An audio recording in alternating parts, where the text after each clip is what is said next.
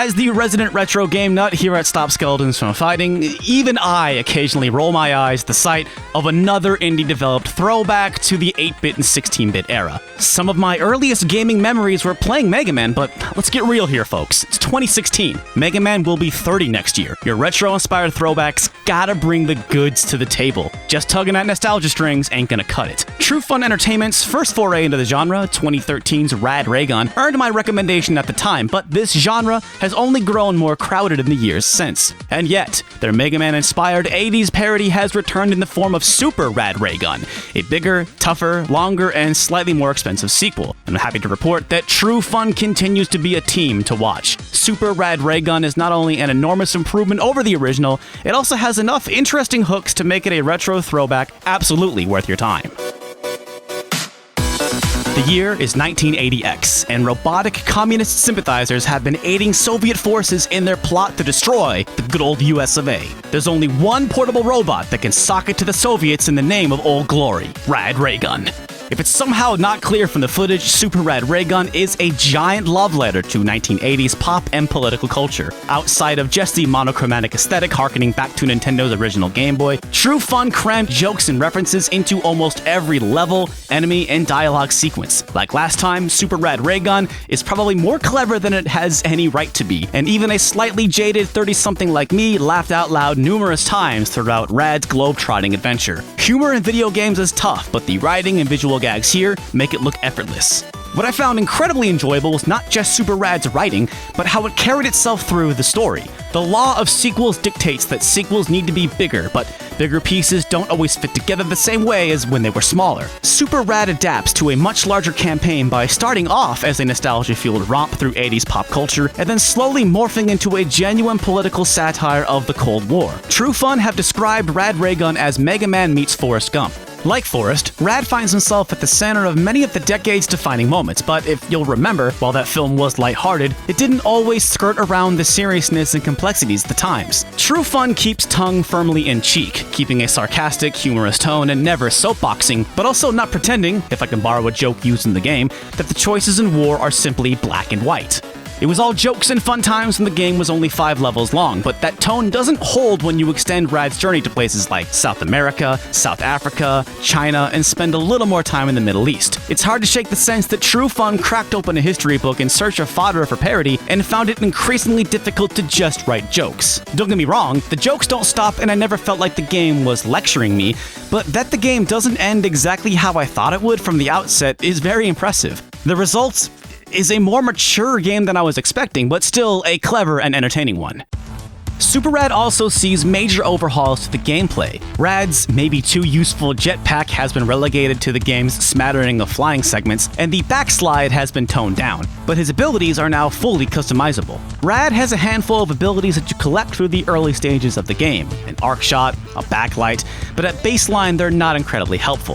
For example, level 1 agility grants Rad the ability to slide, but level 2 agility allows him to backdash, and level 3 to backdash in the air. Upgrade slots must be purchased and then activated with batteries that can be added and removed whenever you want. Bits are the game's currency. They cleverly come in units of 8, and these can be collected from enemies and crates, but batteries are hidden in levels like the hearts in Mega Man X or missiles in Metroid. I had a lot of fun tracking them down. But once you've got Rad powered up, you still must keep a close eye on his main battery. Inspired by programmer Chris Bryant's own experiences with multiple sclerosis, pushing Rad too hard will leave him too exhausted to fight, and the more powered up he is, the quicker his batteries will drain. Man, ain't it just like them old portable systems? Look at you, Sega Nomad. Super Rad's jumping and shooting is overall much tighter than his previous outing, but this upgrade system working in tandem with the stamina bar elevates the standard 2D action platforming to something unique and special. The only issue is batteries in later levels seem hardly hidden at all. I had a lot of fun searching up batteries in the early levels, only to later ask, man, are you guys even trying?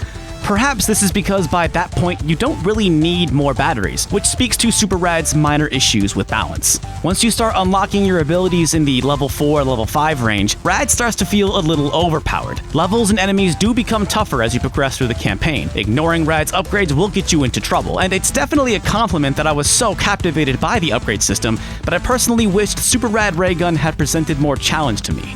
Even outside the upgrades, the game is still pretty generous with checkpoints and extra lives. By the end of the game, I was sitting pretty with 9 lives. Not to mention, there was a large health pack waiting outside of nearly every single boss fight. It wasn't a total cakewalk though. There's still plenty of challenging platforming. No amount of blaster upgrading is going to help you out there. And going through the game without power-ups to get the Naked Rad achievement sounds like one hell of a challenge. But for a game that so often pays tribute to 8 and 16-bit action games, it's seldom ever as hard as one. Now maybe that's a compliment to a lot of people, but I can't help but feel that Super Rad Raygun's difficulty will be underwhelming to ardent Mega Man fans.